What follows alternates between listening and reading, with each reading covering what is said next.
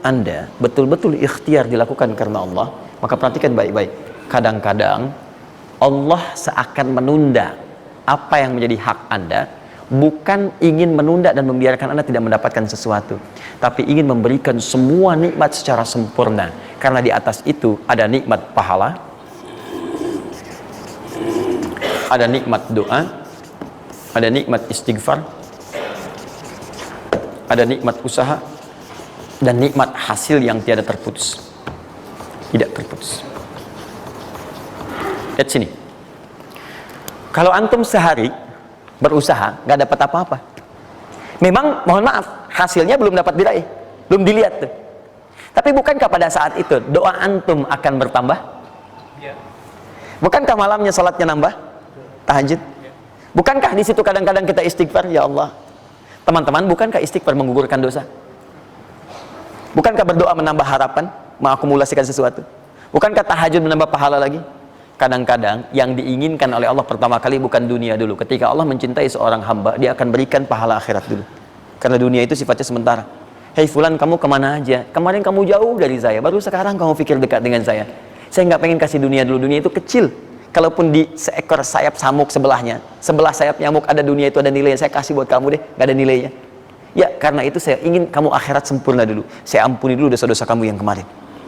Begitu sudah diampuni, hari kedua istighfar lagi diampuni, saya kasih pahala yang banyak. Begitu pahala udah dapat, dosa udah diampuni, baru dunia diakumulasikan. Karena hukum dunia itu, kalau antum usaha akan terus diberikan. Jadi nggak ada yang nggak dikasih. Jadi kalau antum sehari bekerja ini, kelihatannya nggak dapat apa-apa. Bukan nggak dapat apa-apa, disimpan untuk diakumulasikan. Nanti dosa antum tuh udah hilang, amalan udah banyak, antum dapat banyak. Kadang-kadang nggak sadar kalau saat dapat banyak itu sebetulnya itu hasil usaha antum sebelumnya. Itu teorinya begitu. Ya, jadi nggak ada yang nggak dapat apa-apa, semua akan dinilai. Sepanjang antum bergerak dikasih, dan antum buktinya hidup juga. Sampai ke hari itu kan masih hidup, bisa makan juga di hari itu, bisa beraktivitas juga, sehat juga dan sebagainya. Belum dapat apa. Makanya kata Nabi, yang hari itu ada makanan, dia orang kaya sebetulnya. Kalau besok masih ada lagi, kaya banget.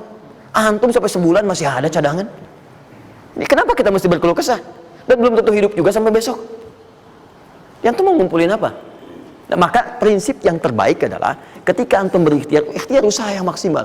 Tapi jangan khawatir kalau antum kerja sehari nggak dapat, 2 hari belum ada usaha. Jangan khawatir teman-teman sekalian. Rumus yang mengatakan semua ketika badan bergerak maka rezeki dituliskan untuk keluar. Tapi kadang-kadang ada yang Allah inginkan lebih besar dari apa yang Anda harapkan. Apa yang Allah harapkan ikutkan ke situ, maka Anda akan mendapatkan akumulasi bagiannya. Itu yang dilakukan oleh Sayyidah Hajar. Begitu beliau kemudian naik ke Marwah nggak dapat, naik ke Safa nggak dapat. Apa pernah tertuliskan dalam riwayat sedikit aja Sayyidah Hajar mengeluh?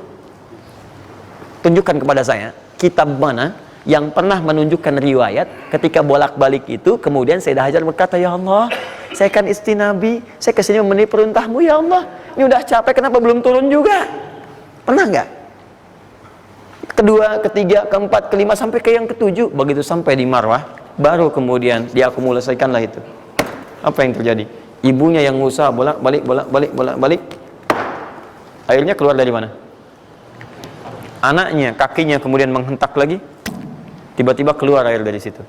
Pertanyaan saya, ibu yang lebih tahu di belakang. Kan kalau anak itu sedang haus, pasti tangan kakinya bergerak kan? Kenapa saat pertama disimpan bergerak, airnya keluar? Sudah 7 kali bolak-balik, baru air keluar. Silakan lihat riwayatnya. Pada hentakan itu, ketika 7 kali ibunya bolak-balik, malaikat mengepakkan sayapnya. Itu yang menghantam air dan keluar air. Malaikat yang ditugaskan Allah memberikan rezeki namanya Mikail. Itu ada di Quran surah kedua ayat ke-98. Ya, man kana aduwwan lillahi wa malaikati wa rusuli wa jibril wa mikail. Mikail. Di antara tugas Mikail oleh Allah ditugaskan untuk memberikan rezeki. Yang paling menarik, perhatikan baik-baik. Begitu airnya keluar, ibunya sedang di Marwah, sedang berdoa nih. Makanya kalau sa'i di sofa ngadep ke kiblat berdoa dulu, ke Marwah ngadep ke kiblat berdoa dulu. Begitu sedang berdoa nyampe ke Marwah yang ke-7, anaknya lebih kencang menangisnya. Ibunya mendengar suara nggak biasa, dikejar ke sini. Begitu kejar ada air. Apa kata ibunya? Lihat kalimatnya. Zam, zam, zam, zam. Ibunya tidak mengatakan ijma, tapi zam, zam, zam, zam. Zam itu artinya kumpul jangan berhenti, kumpul jangan berhenti, kumpul jangan berhenti. Sampai sekarang air itu tidak pernah berhenti.